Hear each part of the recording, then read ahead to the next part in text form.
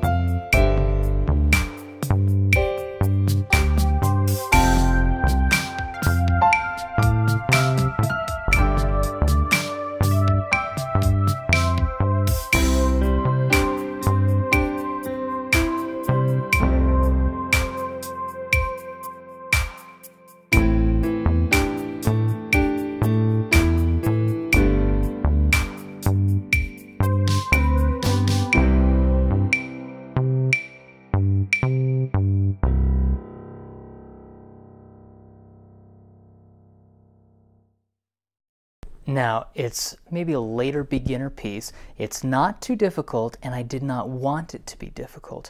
I wanted to teach the theory of how to do intervals, blocked and broken, and also triads. Now, let's look at this. We're in the key of C.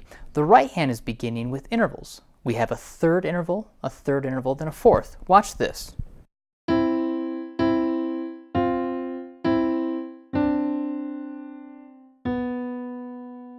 Now, the left hand is only playing a fifth interval. Watch.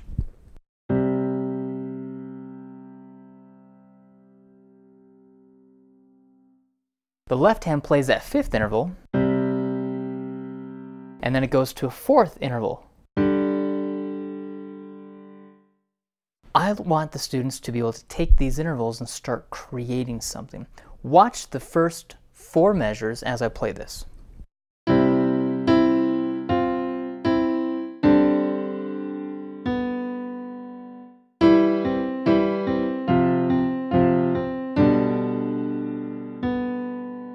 I'm going to break apart and explain the theory behind this. Look at the first 2 measures. The right hand starts with C and E. That is a third interval. C to E is called a third interval. In this case, it's a major third interval. Now, we're going to play the third interval, and then after we play it twice, we go to the fourth interval. C and F is called the fourth interval. In this case, it's a perfect fourth interval. Major third, perfect fourth. Now, we won't get too technical and get too involved in all of the theory terms, but you can have major intervals, they sound happy. You can have minor intervals, they sound kind of sad. So watch, a major third is C and E. That's the major third. The minor third would be C and E flat.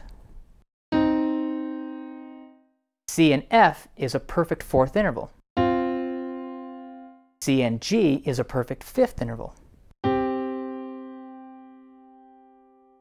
So I have the students try to play the first line as it is, and then try to create something. I'm going to play it exactly as it is.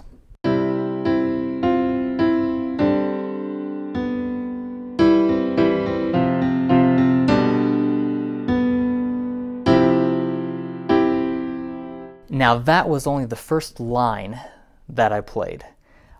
The right hand is doing blocked intervals, and then we go to broken intervals. Starting in measure 3, watch what the right hand does. We're doing a broken third and then a broken fourth. There's my broken fourth, broken third. The left hand is doing a blocked third and then doing a blocked fourth.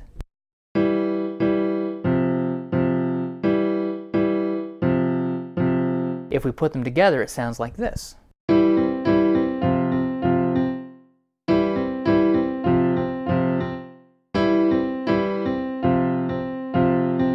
If you notice the broken fourth interval and the blocked fourth, it's the same thing. The left hand is playing a blocked fourth while the right hand is breaking it apart. This is a great way to have students try to start composing. Have them take an interval, and you can say 1st, 2nd, 3rd, 4th, 5th, 6th, 7th, 8th. You can go all the way up through 9th, 10th, 11th, 12th, 13th. Usually we don't go beyond that, because the 13th, that is where we start having kind of a lot of repetition over and over again. And this way, we start playing all of the chords. See, you use intervals to create chords. If I want to create a major chord, I'm going to play a 5th interval. In this case, let's try C and G. With a 3rd interval, a major 3rd interval would be C and E. Watch my right hand. That's the 5th interval. Then the 3rd interval is C and E. If I combine them together, we have the C major chord. It's called a C major chord because we have a major third. If I played a minor third, that would be a C minor chord. Watch this.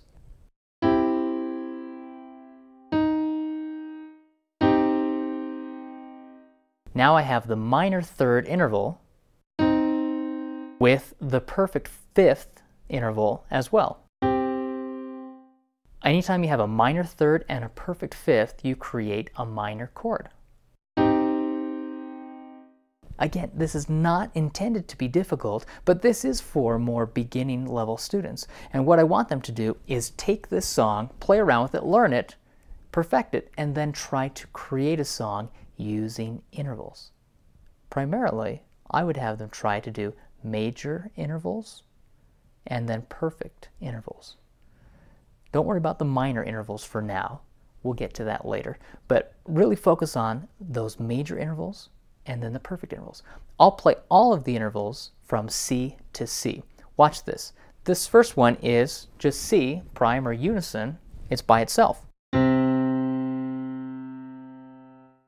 Now this is C and D. This is a major second interval. C and E is a major third interval. C and F is the perfect fourth interval. C and G is the perfect fifth interval. C and A is the major sixth interval. C and B is the major seventh interval. C and C is your octave interval. Now we could say perfect octave, but it's an octave interval, C to C, because we have 8.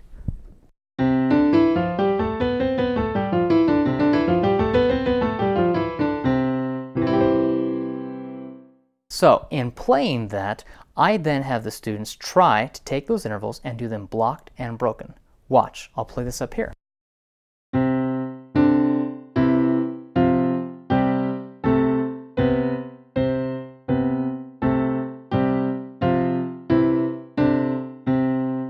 Those are blocked. Now I'll do broken.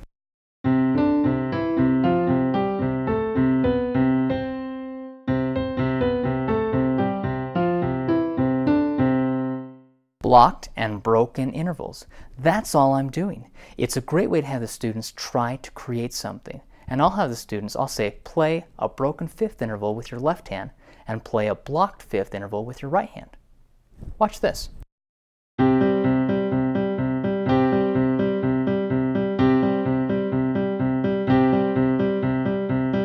And then I'll have them try to do that on C, D, E, F, G, A, and B.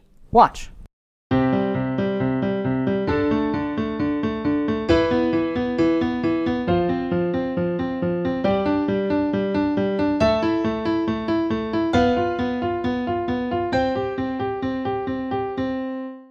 I'm moving up according to the C major scale, and I'm playing fifth intervals. With my right hand, I played the blocked. With my left hand, I played broken. But they were all fifth intervals. And then I'll say, just bounce around. Jump around to any note you want, C, D, E, F, G, A, or B, only the white keys to begin with, but I tell them, start with C. And then what if you went to F? Again, the right hand is playing the blocked fifth interval, and the left hand is playing the broken fifth. I'll just randomly choose any fifth interval and jump around. Watch this, and then try it.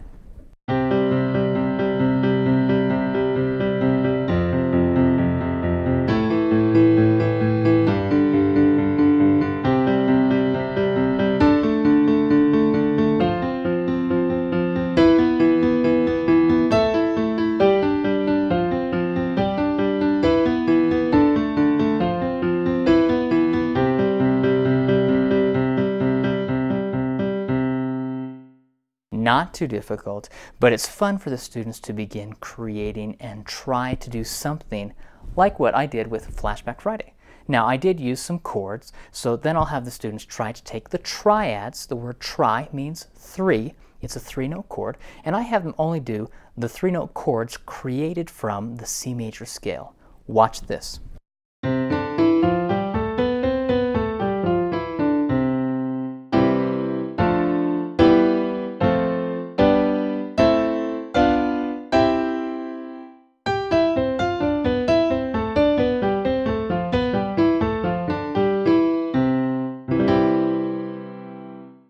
And then the same thing as before, I tell the students to jump around, choose any of the notes they want. With the right hand, let's play blocked. With the left hand, let's break it apart. And we'll break it apart by playing the pinky first and going up. You can go up, playing a broken chord, or you can go down, playing a broken chord. And you can think of it like an arpeggiated chord where we're kind of arpeggiating it, but we're just breaking it apart. So try this and see what you can come up with. I'm going to go in any random order and see what I can come up with. Watch this.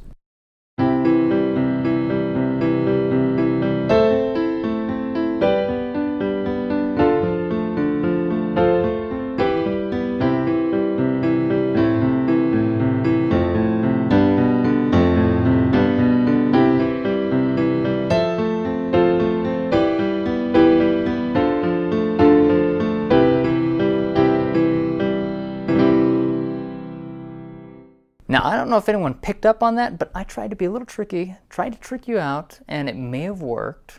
But did you see what I did with my right hand? Halfway through, my left hand continued to play the broken triad, and my right hand played the blocked triad, but it went up a third. I don't know if you caught that. You probably did. It was pretty basic. But my right hand was playing a third. So when my left hand was playing the F major chord, my right hand was actually playing the A minor chord. And then I went down. And then I went down again. And one more time, where the left hand is playing a C major chord and the right hand is playing an E minor chord. Watch my left hand. I'm going to quickly explain what I did. Watch this.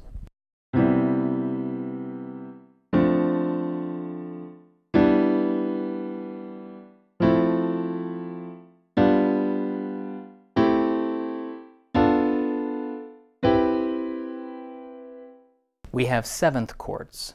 That's all I did. So I took this C major seventh chord, and if you notice, I have C, E, G. Well, that is my C major chord.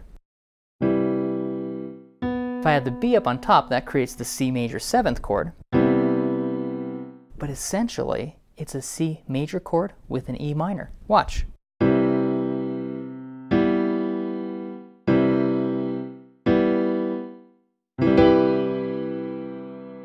So I doubled up on the E and the G because the right hand is playing E and G and the left hand is playing E and G, but I'm playing a C major seventh chord.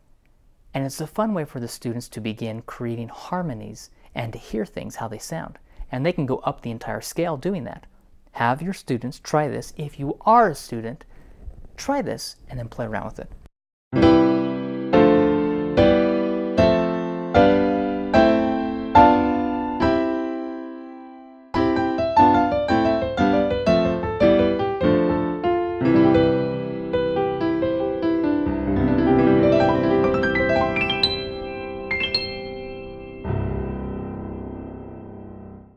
I hope you've enjoyed this cool song for the week, Flashback Friday. It's not a difficult piece, it's not intended to be, but as the weeks progress throughout the month, then the pieces get more challenging, and that is intentional, because I do want the students to advance and get more difficult and more challenging pieces to help them progress, to do more. But my entire purpose in doing these cool songs is to teach music theory the fun way, to help students really have a fun time understanding the theory. Theory, unfortunately, has had a bad rap for a long time. And so many people think theory is this curse word, and we shouldn't utter or say the word theory because it denotes images of prison cells and horrible plagues. It's not that bad. Theory is fun, but you need to know how to use it. It's the practical application where you can actually apply the theory and begin creating music of your own, either composing music or arranging music.